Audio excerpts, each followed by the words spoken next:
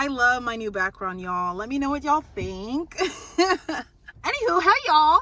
Welcome back to a new video. Today we are going to be discussing shadow work. And yeah, on my hiatus, I was actually doing a little bit of shadow work. And I just wanted to come on here and talk about that and kind of open the floor up for a discussion on shadow work, what that pertains to, and stuff like that. So yeah. So starting off with, what is shadow work, right? When people discuss shadow work, it's mainly just facing your shadow, facing the things about yourself that you normally would hide away or you would suppress. Or just emotions that you feel that you don't really address, that come up in different types of situations due to past events that happened in your life that may have been traumatic for you or whatever the case may be. So, shadow work can also be addressing things about yourself, characteristics about yourself that aren't super favorable as far as just like in dealing with other people or just in the betterment of yourself, becoming your best self. Shadow work is really tough because you really have to take a look in the mirror and you have to take accountability mainly for the person that you are. It's not really our fault that certain events take place in our life that make us hardened on the outside or just make us kind of unfavorable or just turn us into ourselves, into these people, into this person that doesn't really align with the greater good. You know what I mean? Like, different people go through different things, but at the end of the day, it is your responsibility and is your responsibility to take accountability for the things that you went through. And even though it's not your fault that you might have to, go see a therapist or go to therapy, it is definitely your responsibility. Yes, it is your responsibility to figure those things out because hurt people. And in order to become your best self, you really have to tackle on your shadow. And in tackling on your shadow, you really have to take a look in the mirror and like really be honest with yourself. And, when you have people who are kind of stuck in their ways, it's because when you're a certain way, that's why, especially doing shadow work when you're younger, like when you're in your 20s, when you're even in your teens, if you want to, even in your early 30s, it's easier to do shadow work the earlier you start, the sooner you start, because habits that go on for years and decades are really hard to break. Thought patterns that go on for years and decades are really hard to break. And sometimes when we've created an environment that is toxic and unhealthy to our and becoming our best selves, we can be our own like destruction. We can be destructive to ourselves. And if we're not able to like sit back and be honest, like that is the main thing, is like when you're doing your shadow work, is to be honest with the things that you desire and why you desire them, addressing the way that you are and why the way that you are, whether it's justified or not, and taking accountability for the situations that you end up in, even if you feel like it's not your fault. Like I said before, hurt people. And if you don't address things about yourself that is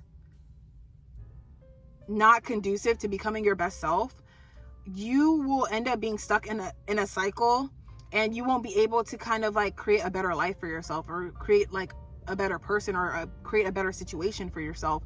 And the more you prolong that, especially when you go into old age, the worse it gets, the worse it gets. And that's just part of growing. And that's just part of like your growing process. And even though it's not easy, like sometimes people influence us in the worst ways. Taking accountability for your emotions, is tough, because when you're feeling like really, really intense emotions, like sadness or anxiety or frustration or grief, you kind of have to take accountability for those emotions, because it's not fair that you go around projecting onto the world and onto other people, creating trauma for other people just because you didn't really sit down and look within. And when it comes to doing shadow work, it's very easy to do shadow work when you're alone and when you're in solitude, because you are kind of forced into being more self-aware And in spending time in solitude, you're kind of forced to be more self-aware about your emotions, your habits, and the way you feel, and you kind of have to sit with yourself. And that could be really hard. Like it could be really hard, especially if you're not the type of person that likes being alone, or that, you know, is alone for long periods of time. For me, it's not really a problem. I kind of prefer to be alone, and I feel like most empaths are kind of built that way, to be alone, because of the environments that we grew up in, you know what I mean? So but I do understand why being alone is hard for a lot of people, because you kind of have to sit with yourself and sit with your habits and sit with your thoughts, and you have to address those things, because if you don't address those things, you just end up projecting them onto other people, and that's not really, you know, that's not really fun, that's not really cute and stuff like that, you know, unknowingly. And when it comes to suppressing parts of yourself to conform to other people's standards, that can also be very detrimental, because you're not like expressing yourself in the most authentic way possible. So you kind of end up like being influenced by the wrong crowd, being influenced by the wrong people, and in doing so, you end up attracting the wrong people. So if you're not being your authentic self, then you're not going to attract your authentic, you know, tribe, and your authentic like you're not going to attract the right things into your life if you're not your authentic self. So yeah, do your shadow work. I personally, how I like to do my shadow work is I like to journal. I journal in my phone, but I mostly like to journal in my actual journal, in my actual diary. I like to take down notes of my dreams. I like to plan for the future. I like to write down things that I want. I like to write down my goals. I like to write down, you know, anything that may have took place in the day. I like to write down how I'm feeling. And especially like when I'm meditating, I like to kind of meditate on how I feel. That's very important for me, is to meditate on how I feel and why I feel that way, most importantly, because once you start, it's kind of like an onion. Like once you start peeling back the layers, you start to get to know yourself a lot more, and then you kind of understand why you tend to do certain things, and then you can actually be self-aware in the moment to prevent yourself from being who you once were. You get what I'm saying? So yeah, y'all, I'm going to end it here.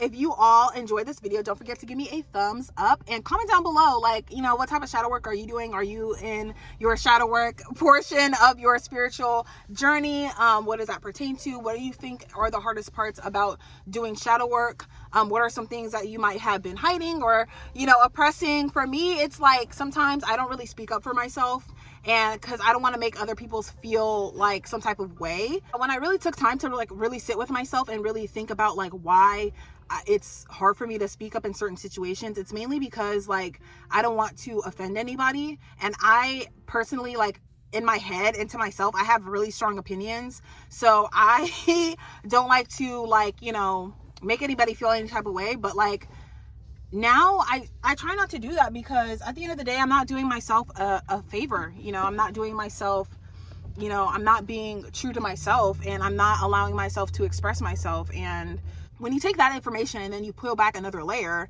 then you start to understand like what took place in your childhood that made you kind of adopt those certain characteristics, you know. Leave some comments down below, and don't forget to subscribe and give me a thumbs up, and I will see you all in my next video. Bye.